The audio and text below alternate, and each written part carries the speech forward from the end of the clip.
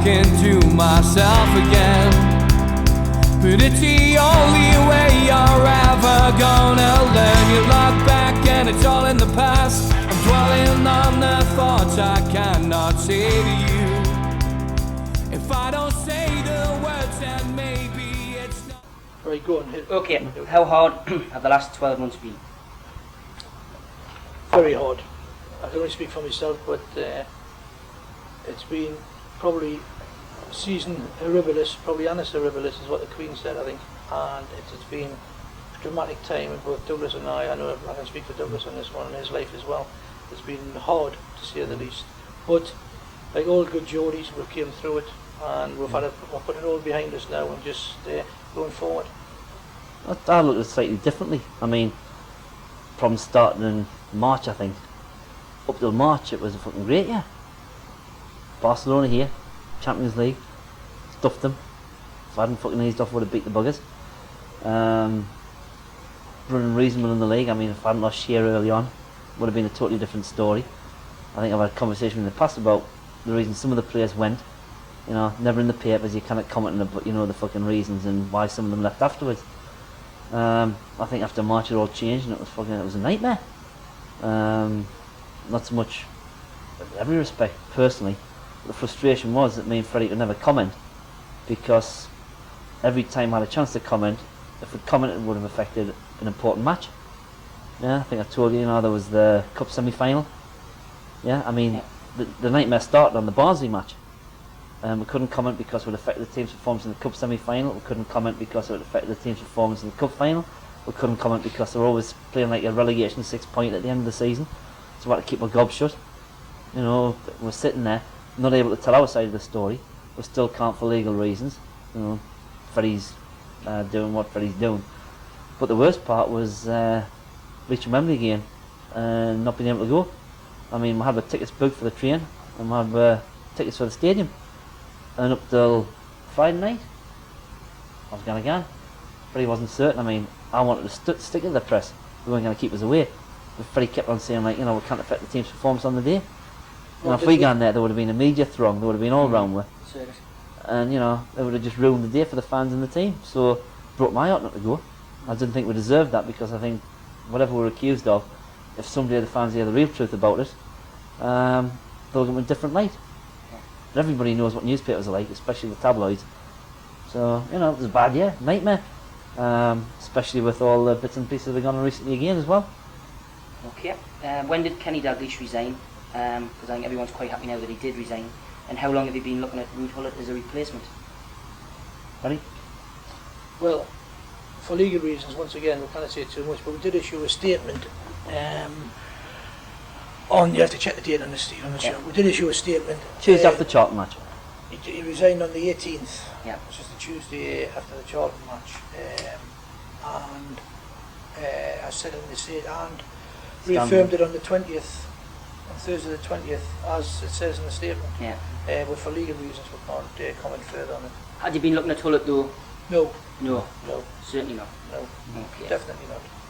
Was it ever the club's intention to move the stadium to Gateshead after the opposition that we received from, you know, various groups on Tyneside? Was it ever the club's real intention to move to Gateshead? I think it was simple. It's really a simple answer to this. I think we had to explore what opportunities lay out there, i.e. in Gateshead in this case, because we wouldn't have been doing we're vested to do what's best in the company's interest, and the supporters' interests, and the shareholders' interests. And we had to explore different avenues and come up with the best option. Both Douglas and I knew what the best option was, but at the same time, we were obliged to explore the other avenues. I mean, I'm a bit firmer than Freddie on that, and I hold my dad's point of view. You know, it was my dad originally that suggested Gateshead, because he knew there was a site there. He knew Gateshead were an ambitious council, and to be fair, at the time I didn't think Newcastle Council would give us permission to build an 80,000 seater stadium. And where was the land in Newcastle at that time? You know, we're talking a long time ago. We knew how far it would roughly get with St James's, and that's as far as we're getting with the new development. But all that time ago, we couldn't really see a site in Newcastle to build a new stadium. Yeah, you know, the constraints here with the East Stand, the house behind it, listed building, Dolly Potter. And I think Gateshead Council would have given us permission.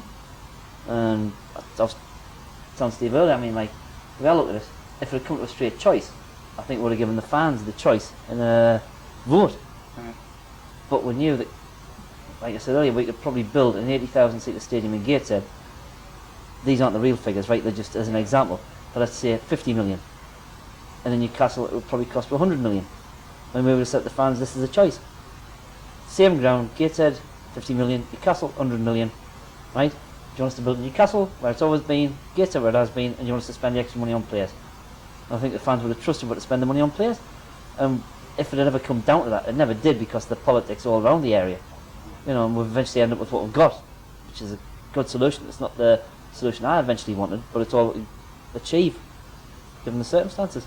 I think what people forget is the logistics of moving 50 or 80,000 people after a match is huge. Yeah. And I didn't realise how much sort of problems there could be with this. But it is a huge undertaking. The biggest problem was the Tyne Bridge. Believe it or not, the stupid thing was, Newcastle Council said if you build it in Gateshead, we'll object because of the traffic problems you'll cause in the Tyne Bridge. Gateshead Council said if you build it in Newcastle, we'll object because of the traffic problems you'll cause in the Tyne Bridge. So I couldn't fucking win with either one because traffic problems were, I mean, we've solved that with all the park and ride schemes we've got going now and the rest of it, and it's only 51,000. So we've done the best we can, and I mean it's going to be, in terms of, it's going to be the most expensive ground in the country. It's going to be a lot better than Man U. It's going to have a lot more facilities than Man U. Might not have the total capacity, but we're not, you know, Not too far away. not too far away. Okay. John Holt promised prices for all pockets and match-to-match ticket availability. Will this be the case with the new ground extension? As it's his father, I think he should answer this one. Well, I mean, I know my dad, right? And I think, going back to the previous conversation about the stadium, it would have been a lot easier to achieve if it had 80,000 seats. Of course. We basically are going to try and achieve prices for all pockets because we want the next generation of fans to be able to afford to come in and see the game. I mean, every Saturday, you look outside here, there's young kids can't afford the tickets. Can I get tickets? Yeah. So A, we had to expand the ground to satisfy the demand. B, we had to raise more revenue to buy better players and, you know, pay for the ground improvement. But C, yeah, we still stand by my dad's things. We've got to take care of the next generation of fans, the fathers who can't bring their sons. You know, I mean, it'll include loads of new developments. We don't want to talk about it at the moment because that'll take away the thunder of the press conference when we do eventually give all the details of the new ground.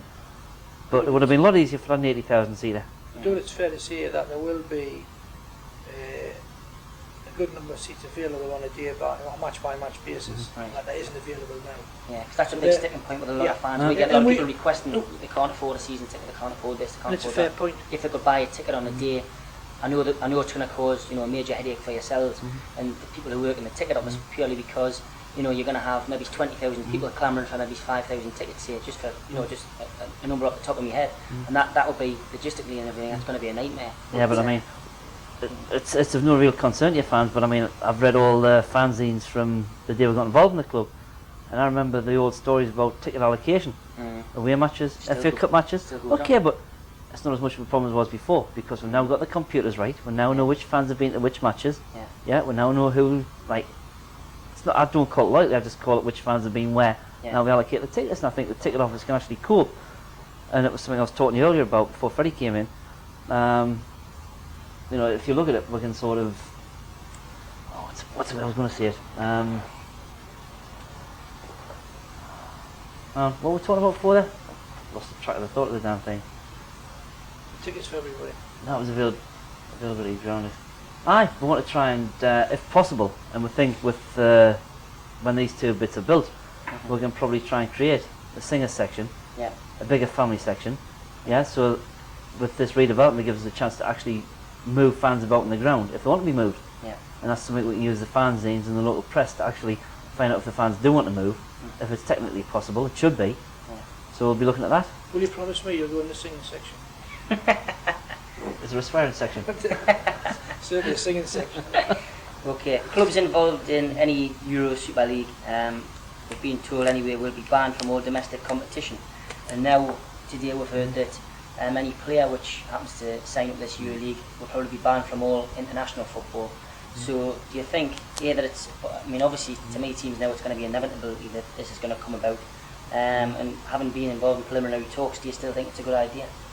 I think at the end of the day, compromise will be reached, because something as big as this, common sense has got to be seen at the end of the day, and I think common sense will be seen at the end of the day. You can't run off and just do what they're proposing, in my opinion, and just say to everybody else, well, tough. You know, we're the haves and you're the have-nots. It isn't going to happen. There'll be a compromise, believe me, there'll be a compromise at the end of the day, which everybody will get what they want, but there will be a compromise that's acceptable. Is it a long way off, do you think? No. No. No. I mean, I'll totally agree with Freddie there, putting it a bit stronger. I think that the Premier League would have chucked out the 3 clubs concerned if they thought it was a definite one in its current form. Yeah. I totally don't believe in qualification on fucking Found a membership. I mean, you know, they're picking a point in time which suits Man United, Liverpool and Arsenal. You know, What happens in 10 years ago, Yeah. they were the top 3. 20 years ago, the top 3. 3 years ago, who was the 3 top years, 3? you know, I don't Man think U, that's Newcastle. Yeah. anything that anybody should subscribe to. I think that they've looked at it, UEFA got frightened, issued a load of threats, which they probably didn't need to issue, but I think that the competition will be eventually sanctioned by UEFA, not in its present form, but maybe in, you know, a sort of Premier League, European League, and a European Cup competition with qualifications or whatever. And Could be 2 conferences. and it might mean that there's as many as 10 English clubs involved every season in European League competition, which I think that most English clubs would vote for, most English fans would vote for, as long as it was based on a qualification by league result. You know, and who wants to play Juventus and Man U and Barcelona every year? It would get boring. You know, you want to have the look of the draw, who's in your league and where you're going to play, a bit of excitement. And I think, you know, you've got to allow the Wimbledons this world a chance to qualify, and if they qualify by right, be finishing 6th or 9th, if that's how far down it goes. You know, so we do need the money though, from European television, European leagues, no doubt about that. And, you know, as long as it's done right, I don't think there's anything particularly wrong with it. I think it boils down that we're not getting a fair shake off UEFA. I think that's really what the whole, and I'm not just talking about the English clubs, I'm talking about Europe in general. Well, this would never have come along if everybody was getting a fair share of the television money, would it? Crack, yeah. Okay, some fans think that the club should be run by the fans. Is that feasible? Some people already say that the club's run by the fans. The club is run by the fans. The 2 biggest fans are sitting here. We've put everything on the line for it way back in the last 6 years. And if we're not fans, God knows what we are. I meant it slightly differently. I mean, yeah, it is I know run by where the you're fans, but coming- I think on the other side of it, the fans have got a bloody big say in it.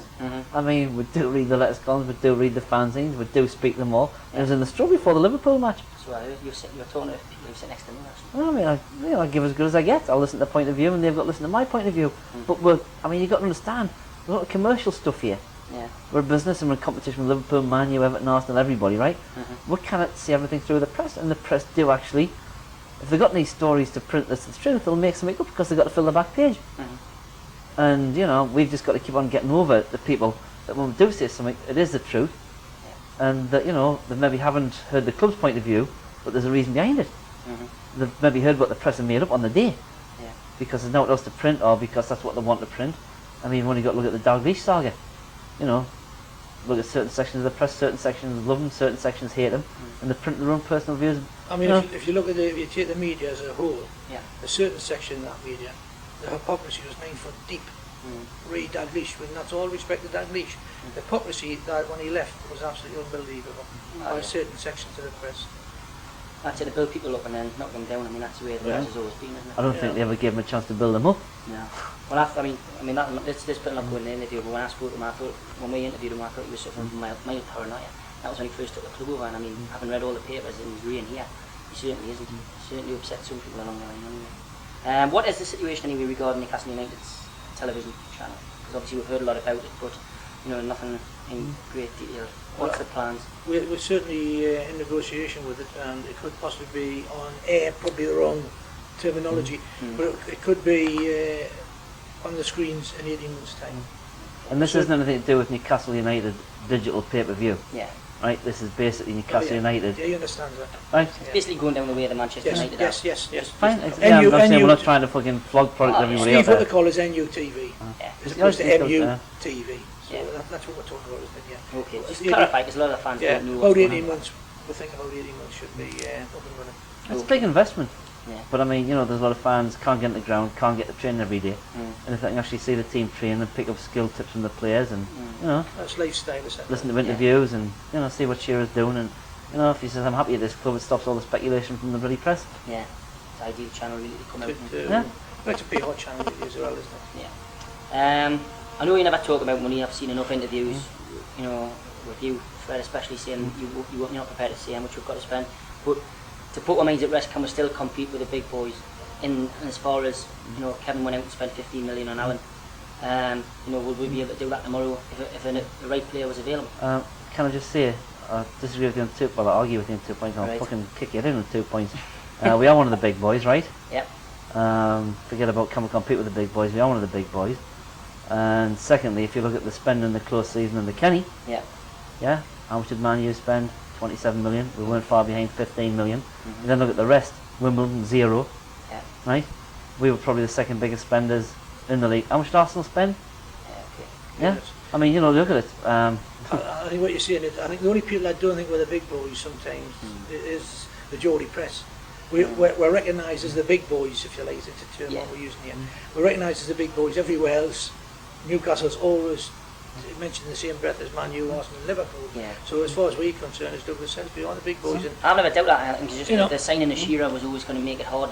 It's always going to be hard. No one's actually broken that barrier yet. £15 million. Eventually, I mean, Man United, you know, come close to it with somebody who I would value at 5 or 6 it'll million. go through eventually because inflation would catch up. I mean, it's just a matter Yeah. of years, isn't it, before it's I think it's probably just that the fact that the signings that Kenny brought in weren't as high profile as They you know, some haven't of had the a chance to play yet.